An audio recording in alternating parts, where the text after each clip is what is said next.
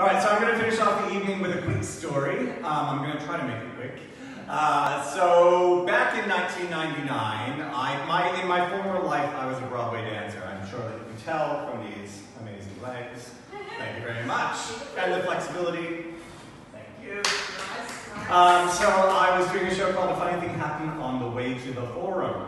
And the show finished, and everybody, I'd say probably 7 of the 16 cast members were going into Broadway shows. I was living in New York at the time. I did not have a job. So I went back to New York and immediately was an industrial painter. I was painting the inside of an office building.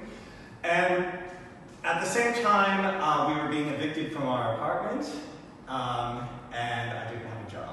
And so I was walking down the street and I ran into Amy Schul, who was a friend of mine, who had done a chorus line, because I had done a chorus line around the United States. And Amy said, "Hey Matt, I need a singer-dancer for a cruise ship. Do you want to go on a cruise ship?" And I thought, well, I'm 27 and I kind of wanted to go on a cruise ship when I was 21. But yeah, I need a job, so I'm going to go on this cruise ship. So the best thing about this cruise ship, so we had to audition with Under the Sea, so it was like, under the sea. Under the sea, down it's where to take from me. Yeah. The best thing about this cruise ship was, I was like, oh, a cruise ship, I'm going to get to see the world, maybe I'll have an affair, I'll do all these great things. The cruise ship was called the Saga Rose, and it was for over 50s holidays makers, which meant that it was basically for retirees. And I was singing things like, we'll meet again.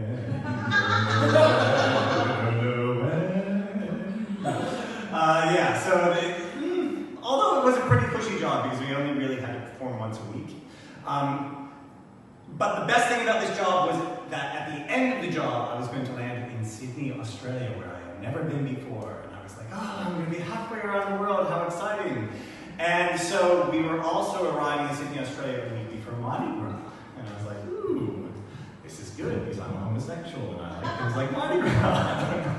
And so we arrived a week before Mardi Gras, and the other thing that you should know at this point is that we had not had an overnight off the ship for 8 months. Wow. So this is 8 months of abstinence, not by choice.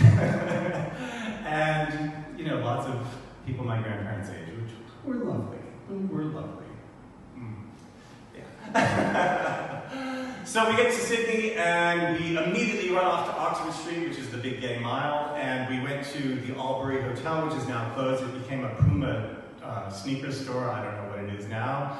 And there were 3 drag queens. One of them was named Barbara Bubble, and they were up there doing their drag act, spinning on the bar. And I was like, oh, I am in gay heaven. And I saw this really cute blonde Aussie guy, so I was like, g'day. I was like, yeah, mate, how you going? I was like, I'm much better now that I met you. So we had a little bit of a chat, and then he was leaving. Oh.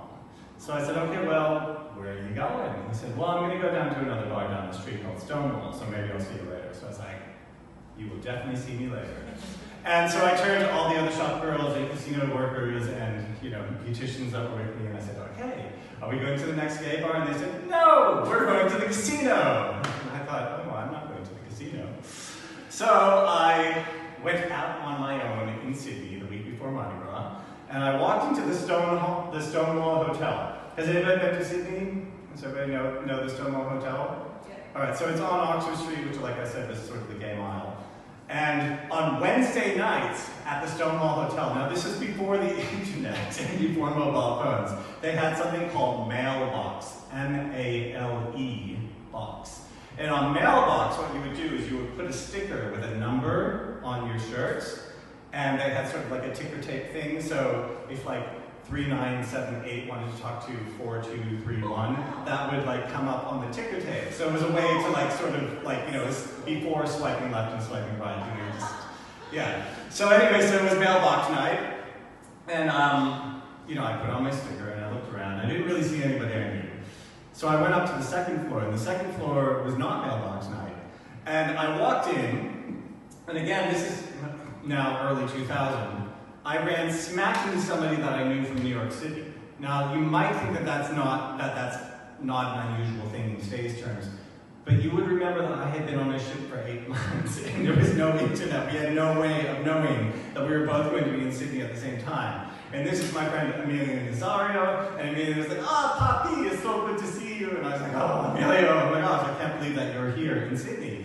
He says, "Oh yes," he says, I'm here, and I'm looking to find a boyfriend, and this is Rodney, and this is Peter, and this is Paul, and this is Jonathan, and this is Christopher." And I said, "Hello, hello, hello, hello." And then he said, "But I just met Gunther over at the bar, and I'm going to go home with Gunther. So meet your new friends." And Amelia struts out of there with Gunther, and I look around, and standing there amongst these men is a young man named Peter.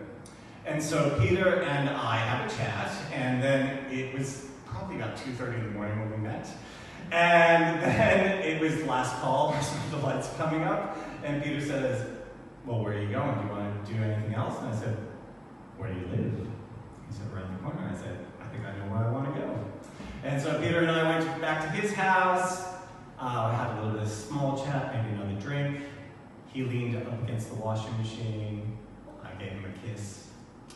The washing machine got broken. We don't know why. And because I didn't want to go back to the ship, and because he was a very generous young man, he offered for me to spend the night at the house because I could, because it was my first overnight in 8 months on the ship.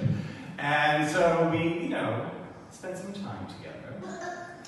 And as we were spending time together, we suddenly heard an alarm go off on the Jeep outside, which was Peter's Jeep.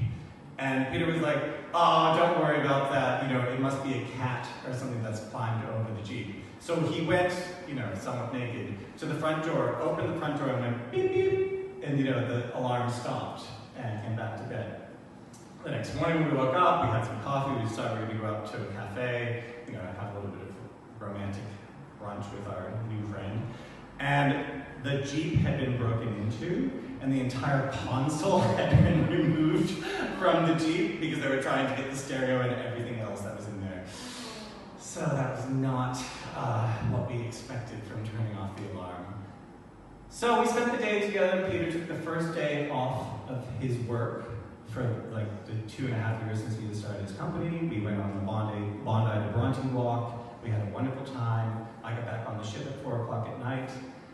And as we were moving out of the harbor, the fire boats were spraying, those big sprays. It was very romantic. And it was like fireworks. And I said to my friend Iris, who's one of the reflexology girls, I said, I said, "I met this guy, and it was really nice. And I know it's ridiculous because I live in New York City, and he lives in Sydney, Australia, but it just felt like something really, really special."